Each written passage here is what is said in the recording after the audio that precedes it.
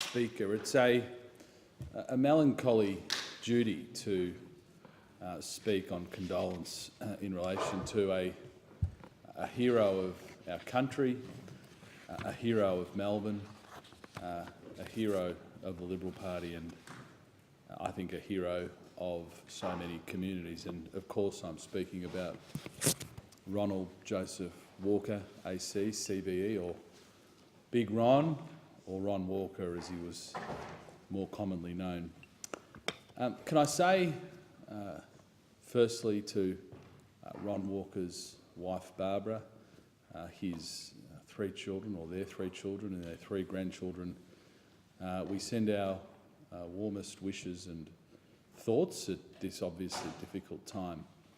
And I say it's melancholy because, on one hand, as a city in Melbourne, as a country, we mourn the loss of a great man such as Ron, but we inevitably, and I think it's important that we do, rejoice in his life and see his life as an example for all of us to try and emulate. The truth is, very few of us will be able to, in any way, shape or form, emulate what Ron Walker was able to do. And I refer to my good friend, the member for Kooyong's contribution, and who outlined so many of the achievements of Ron Walker. And each of them, I think, can be marked by service to others, service to our community, service to our city, and of course, service to our country more broadly. He was a giant of Melbourne, literally and figuratively. He resurrected the city that was unflatteringly known as moribund Melbourne in the early 90s, in the dark days of the recession. He played a role in delivering so many of the institutions that people like myself, growing up in Melbourne in the 80s, take for granted, and which so many Melburnians, thankfully, take for granted as just being a fabric of our culture. He chaired Victoria's Major Events Corporation.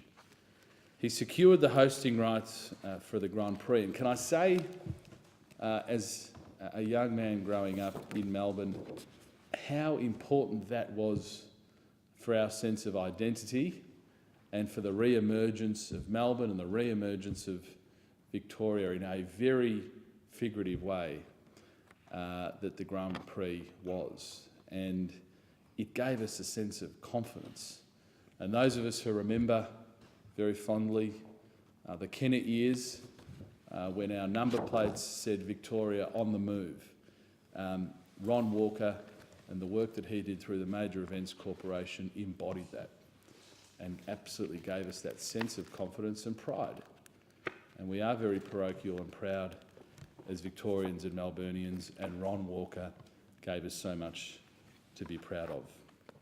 He was truly a stalwart in business and politics, serving as Lord Mayor in the 70s, and he dedicated his very scarce spare time to the Liberal Party and our causes. A man who had embodied our values: entrepreneurship, hard work, aspiration, pulling yourself up from your own bootstraps, doing it yourself.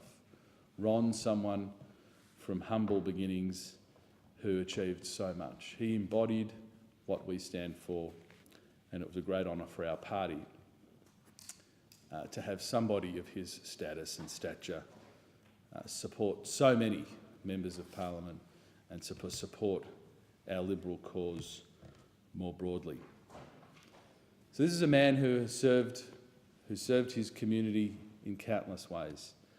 And towards the end of his life, his generous philanthropy and work for causes such as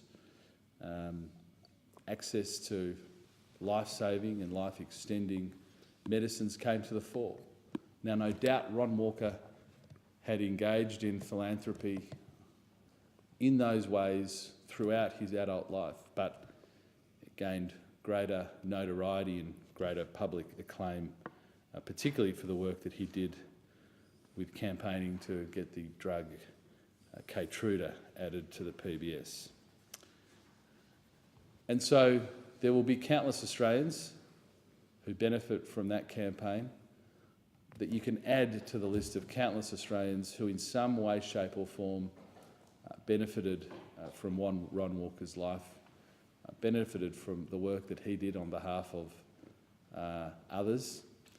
And I therefore, again, extend my deep condolences to Barbara Walker, their 3 children and 3 grandchildren, and thank them for supporting Ron to enable him to make the difference to the lives of so many. We've lost a true giant of our country, of Melbourne and of the Liberal Party, and may he rest in peace and God rest his soul.